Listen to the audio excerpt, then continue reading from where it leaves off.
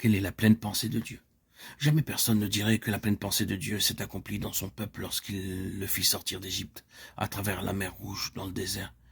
Il est tout à fait impossible de lire la parole de Dieu en lien avec l'histoire d'Israël durant les 40 années et de dire qu'il s'agit de la pleine pensée de Dieu, de toute l'intention de Dieu, et qu'il a atteint son but.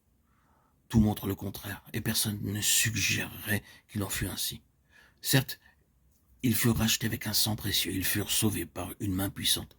Ils ont été retirés du monde d'une manière figurative. Ils ont été soustraits aux puissances des ténèbres et devinrent un peuple destiné à être la possession personnelle de Dieu.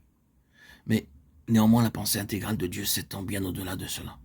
La pleine pensée de Dieu était en direction de la terre avec toute sa signification symbolique comme étant une représentation de la plénitude de Christ et de la nature de cette plénitude.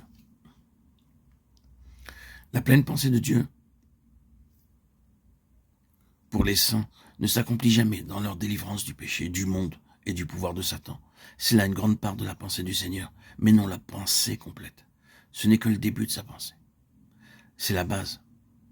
Quelle est la pleine pensée de Dieu? Premièrement, c'est l'espérance de son appel, afin de saisir quelle est cette chose qui demande que lui, le Dieu de notre Seigneur Jésus-Christ, le Père de gloire, nous accorde un esprit de sagesse et de révélation, jusqu'à la connaissance de l'espérance de son appel. Les enfants d'Israël, dans le désert, vivaient, il est vrai, de manière inadéquate, et tous trop faiblement, avec une espérance lors de leur marche. Chaque pas effectué était un pas d'espérance. À chaque fois qu'ils étaient amenés à s'arrêter, ils le faisaient uniquement avec la pensée que peu de temps s'écoulerait avant qu'ils ne reprennent de nouveau leur marche. Ils étaient gouvernés par une espérance de leur appel. Quelle était cette espérance? Un lieu où il y aurait la plénitude, plénitude de vie, plénitude de puissance, une terre où ils auraient eu tout ce que Dieu pouvait leur donner, et tout ce que Dieu, dans sa grâce et son alliance, leur avait promis.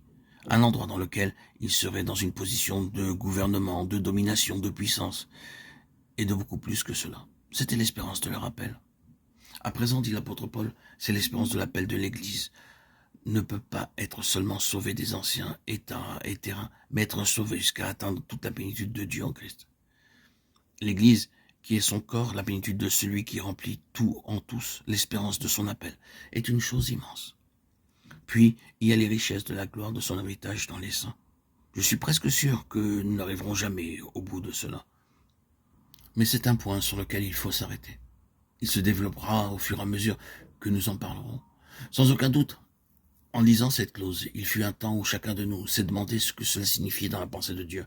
Cela nous dépassait. Nous sommes parvenus juste à un petit aperçu d'éclairage. Il a grandi, s'accroît encore et croîtra alors que nous l'examinerons.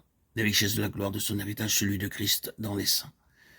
Si nous l'avons compris et que cela nous a saisis, autant qu'une telle chose devrait nous saisir, il deviendra pour nous un énorme moyen de pression pour affermir notre vocation et notre élection. Nous arriverons à cela dans un moment. Et nous en dirons un peu plus.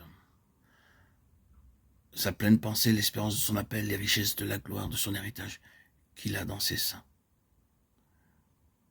Juste après vient l'excellente grandeur de sa puissance.